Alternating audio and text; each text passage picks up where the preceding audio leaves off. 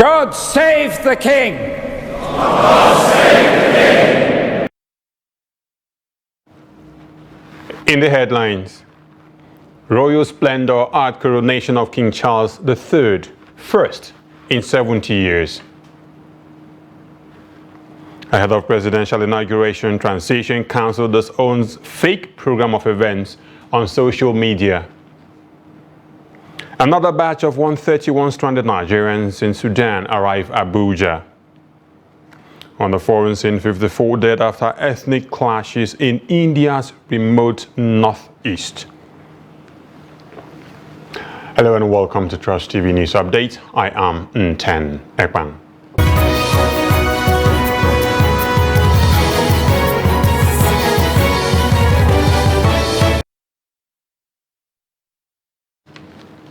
Welcome to the news in full. Now, King Charles III has been crowned at London's Westminster Abbey at a solemn ceremony steeped in 1,000 years of Christian history and tradition, but adapted to reflect 21st century Britain.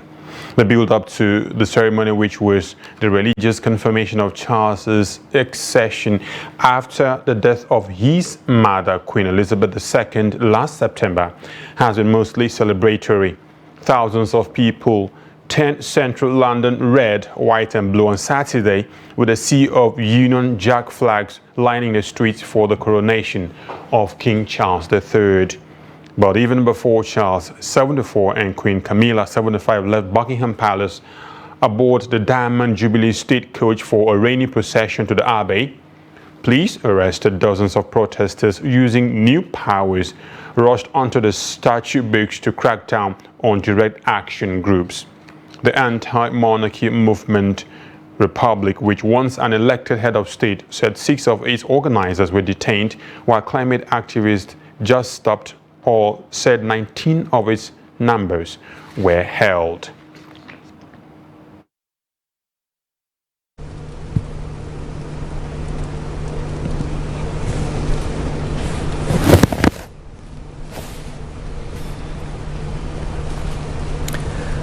God save the King! God save the King!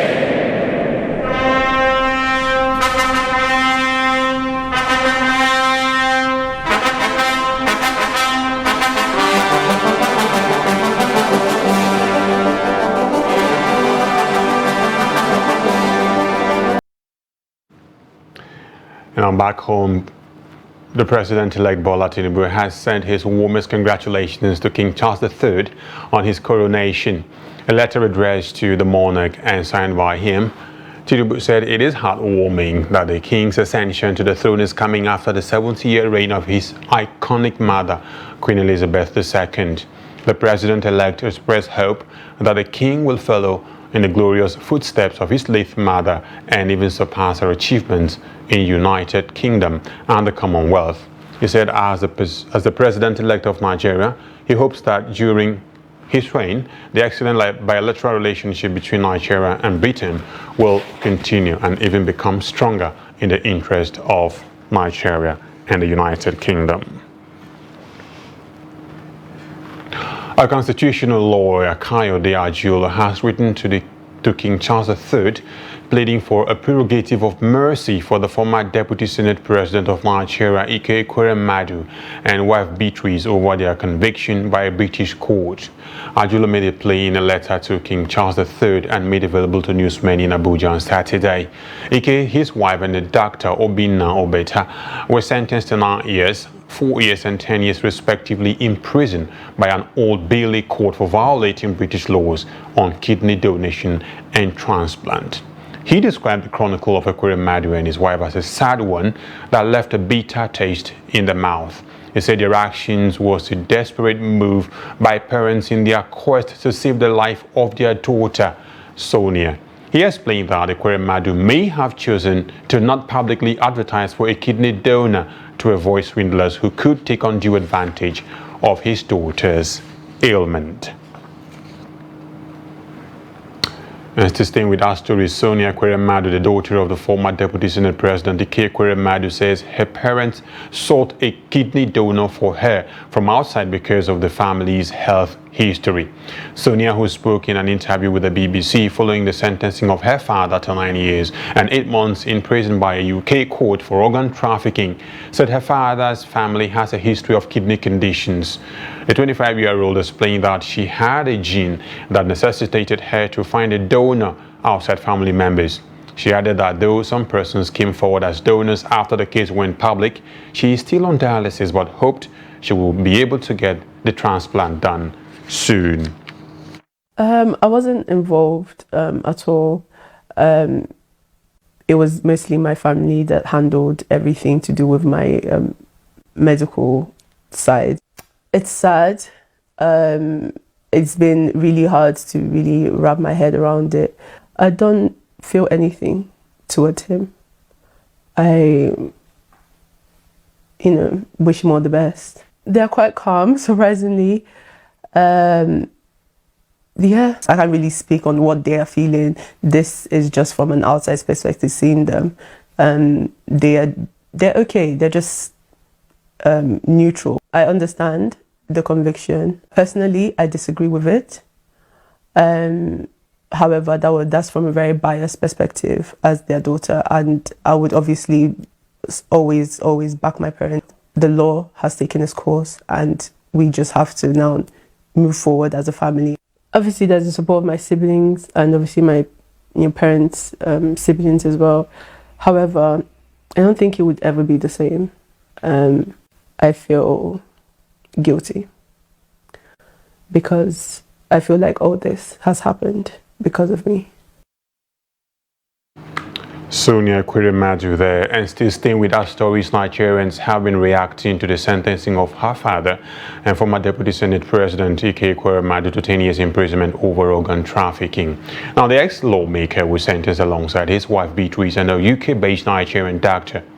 In this report, Noah Sampson speaks to Nigerians and a legal practitioner on the sentence and the implications of the judgment. The report. In the judgment, the United Kingdom court sentenced former Deputy President of Nigeria, Ike Ekweremadu, to 9 years and 8 months. His wife Beatrice got 4 years, 6 months, while the medical doctor who acted as a middleman in the plot, Obinna Obeta, was sentenced to 10 years and his medical license suspended. Seen as the first of its kind under the UK Modern Slavery Act, Nigerians are concerned about the immediate implications of the judgment and wondered if the Nigerian government can intervene diplomatically after the sentence. The Nigerian government on their own side can equally approach the UK government diplomatically. They could have done that before now, and then maybe the sentence would have been lower. That is the number of years, or even at that, maybe they could have even forgiven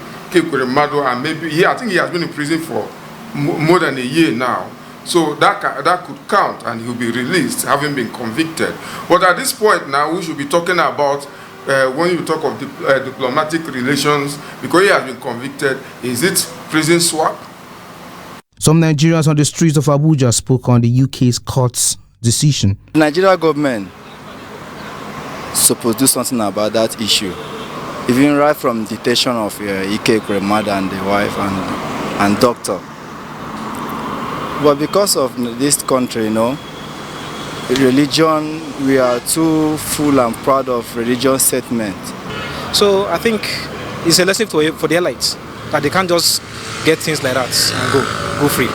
So it's a lesson for everybody that once you are doing things that is wrong, you face the consequences. No matter who you are, no matter who you are in the society, you must face the consequences. Things are done accordingly. You can't just take somebody all the way from Nigeria to London to harvest the organ. It looks somehow. Things are done accordingly. Me, I have stayed in Istanbul, Turkey for 8 years, and I have kidney issue too. I tried to see if I can do transplant there, but all to no avail. That's why I returned to Nigeria. I'm attending this Zenith Medical Hospital here for my dialysis. I'm waiting for the transplant. Ekweremadu, he got there 9 years to 10 years is not here. The Nigerian and ECOWAS parliaments, as well as prominent Nigerians led by President Buhari, and ex-president Olusegun Obasanjo are pleading for leniency for the Ekweremadus, with many hoping that the newly crowned king may intervene. Noel Samson, Trust TV News, Abuja. Away from the Ekweremadu saga, now let's move on to other stories. The Presidential Transition Council, the PTC, has disowned the program of events for the presidential inauguration currently in circulation on social media, describing it as fake.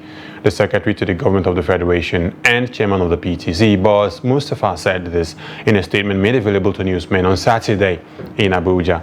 According to Mustafa, the inauguration committee of the council has reached advanced stage in its preparations for the peaceful and orderly transfer of power on May 29. He disclosed that the approved programs of event will be unveiled at the World Press Center scheduled for Thursday, May 18th. He added that various approved events for the week-long program will commence from Monday, 22nd May. He therefore cautioned peddlers of fake news to desist from peddling falsehood in an attempt to mislead members of the public. Now, a group of young politicians from Nigeria's Middle Belt region has called for justice, equity, and inclusion to produce the leaders that will engender national cohesion and consolidate democratic culture in Nigeria. They made the call following the decision by the ruling All Progressives Congress, the APC, to settle for consensus in the selection of leaders for the 10th National Assembly. Noah Sampson has that story.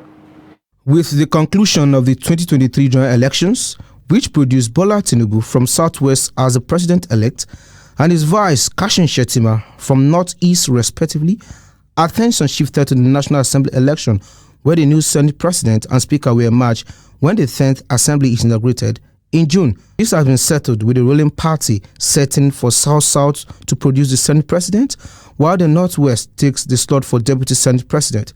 Despite the politics that plays out in who gets what in terms of NAS leadership race, this youth movement says it wants justice, equity, and inclusion to determine those who emerge leaders of the 10th National Assembly. Talk about inclusive government. We are talking about a government where everybody has a say, everybody have a sense of belonging in that particular government. That no side is being left out. Every particular aspect of the country, every angle, every part of the country is being carried along. The 6 political zones are being carried along in one way or the other. That's what inclusiveness means. Political inclusion simply means a situation whereby all parts, all region, and all political zones in the country is being involved politically, where every part is being carried out in governance. That is what it means by political inclusion. Well, political inclusion is a situation where, if you have a situation where your fellow central positions are having their own slots, as in they are being considered for positions, and the opposite is not getting the position, that means you are excluding the other zone from it. Well, this is just, I would say, a subtle and a more official means of making our position known, so all Nigerians can listen to us and have conscientized what we are saying. Now, the next movement is to talk to the members-elect directly, and which, of course, will be done in the coming days. For this group, the sharing formula must be the one that caters to all zones, as well as other interests that will engender unity and move Nigeria forward. Noel Samson, Trust TV News, Abuja. Now, some members of the opposition Labour Party in Bauchi State have distanced themselves from the acting national executive of the party, led by Bashiru Lamidi Apapa, saying the recent NEC meeting held in Bauchi is null and void. They made a statement in a letter read to journalists during a press briefing in the state, as Adamu Imam reports. The members who attended the briefing, made up of chairmen of the party in 12 local government areas, unanimously agree that those who participated at the recent National Executive Council meeting on the 3rd May in Bauchi State do not mean well for the party, saying Abure is the genuine national chairman of the party. The Labour Party, they have executive. If the court suspended or restrained Abure from exercising his duty as the chairman of the party, the chairman of the national party, of the party national chairman, what happens is this: he has a deputy. If the secretary was suspended, was restrained to, he has a assistant secretary. The national working secretary was suspended. He has an assistant. Those people are eligible. By right, they are supposed to take over the mantle of leadership of the party. So why would somebody sponsored from somewhere come and impose himself on us? No. What happened in Bauchi is unacceptable. In a swift reaction, the party executives at the state level dismissed their claims, describing them as selfish members of the party. As a custodian of rule of law, we believe in due process and hierarchy of authority.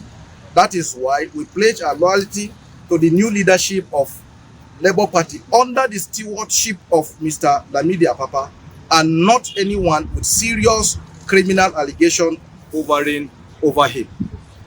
3. It is imperative to note that Labour Party in Bauchi State still remain under the leadership of Barrister Hussaini Saraki. Other members of the party, however, expressed dismay over the lingering party crisis after the 2023 general elections. Adami Imam, Trust TV News, Bauchi. Now, the Nigerians in Diaspora Commission, NIDCOM, has confirmed the arrival of more Nigerians to the Nnamdi Azikiwe International Airport, Abuja, a few hours ago. In a tweet on Saturday, NIDCOM said another batch of 131 Nigerian evacuees, comprising 124 adults and 7 infants, that departed Port Sudan International Airport landed at the Nnamdi Azikiwe International Airport, Abuja, at about 1:45 p.m. via Taco Airline B737. 300 aircraft on Saturday, 6th May. Now, earlier NIDCOM said about 1,700 Nigerians still remaining in Sudan will be evacuated in a matter of days. The head of Media, Public Relations and Protocols Unit of NIDCOM, Abdul Rahman Balogun, said this was included in the highlights of the multi-agency briefing at the Nnamdi Azikiwe Airport on Friday.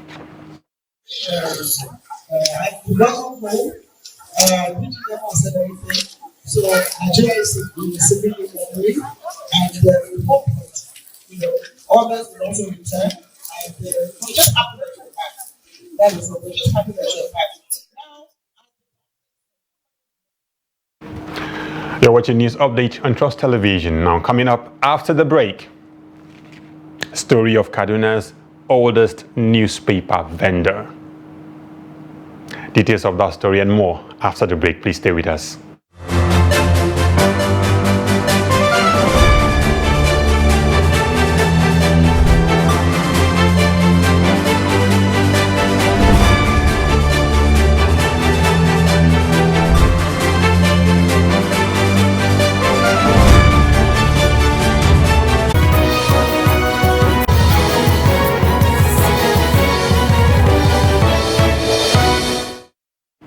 Welcome back, viewers. And as you're watching News Update on Trust Television, a recap of our top stories.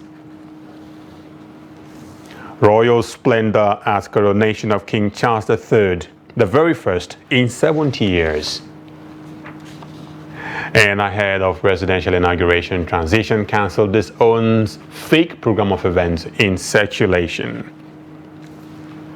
And so other stories now. On the Cross River State Governor, Senator Ben Ayade, has imposed a dusk to dawn curfew in Ovonum and Ofatura communities under Obubra local government area of Cross River State with immediate effect. Now, the curfew is from 6 p.m. to 6 a.m. This came amid tensions and ongoing clashes between both communities. Special advisor to Governor Ayade on media and publicity, Christian Ita, in a statement on Friday, said the state government had directed security agencies in the state to ensure strict enforcement of the curfew. Governor Ayade was also said to have imposed a 6 a.m. to 6 p.m. curfew on both communities with immediate effect. The governor, who decried the destruction of lives and property in the renewed clashes, vowed that government will bring to book all those behind the clashes. Now, Sule Meicharida, an indigenous of Karawo Birnin Kurudu local government area of Jigawa State, has been a newspaper vendor since 1974 by the gate of Radio Television Kaduna, now FRCN NTA Kaduna Network Centers. His newspaper business is, however, facing the challenge of extinction due to lack of patronage on account of the emerging new media and the declining reading culture. Now, Trust TV's Bello Musa speaks with Sule Mejarida, who narrates the challenges newspaper vendors face nowadays. We started this business when a newspaper is sold at 5 kobo, not even naira. I have been a vendor for 50 years. I have been selling newspapers here in front of FRCN. We sold New Nigeria and others before Daily Trust came and took over the market.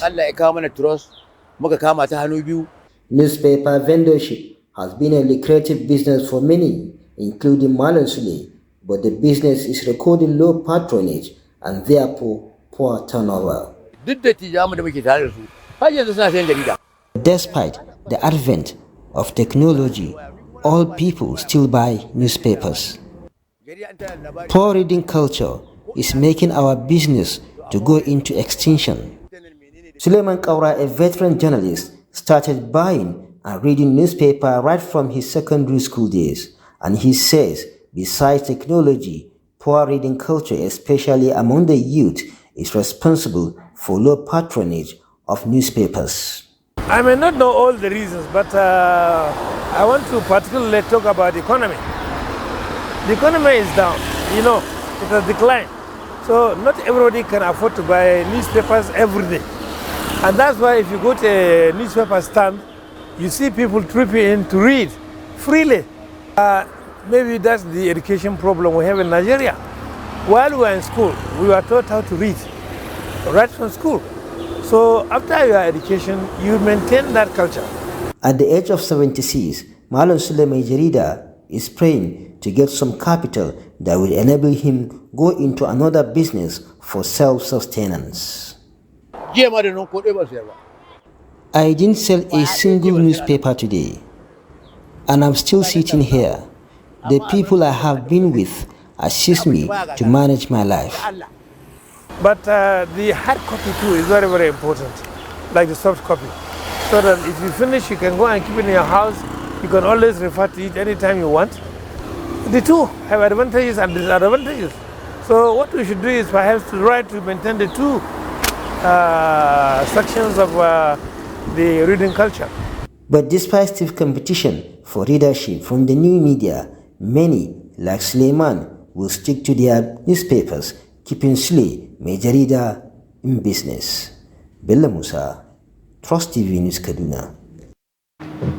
Now, the Gombe State government will spend 417 million naira for the payment of examination fees for students of senior secondary schools. The monies will be paid to the West African Examination Council, WAEC, National Board for Technical Education, NAPTEC, and National Board for Arabic Center Certificate Examination for 21,988 secondary school students in their final year. Ibrahim Ismail Gada's reaction of parents about the issue and reports. The Gombe State Executive Council, presided over by Governor Inwa Yahya, approved the examination fees amounting to over 417 million naira for 21,988 students who passed the senior secondary school mock examinations in state-owned senior secondary schools. The Commissioner for Information, Gombe State, told newsmen at the end of the 29th State Council meeting. And at today's meeting, the Council ratified Governor's approval of the sum of 417,509,700 for payment to various examinations in the country, like WAEC, Bias, and so on. Providing details on the payment of examination fees for the students, the State Ministry of Education said the sum of 417 million naira covers expenses of 20,685 students for WAEC, 1,167 for NAPTEP, and 136 for NBIS, respectively, totaling 21,988 students. Monitoring and supervision of the examination, there is what is called mandatory fees for NBIS, and then there is charges for lower and higher candidature. That makes it, as I've earlier said, 21,988, which forms 78.45% of the total number of students in Gombe State. Parents and students have reacted to the development.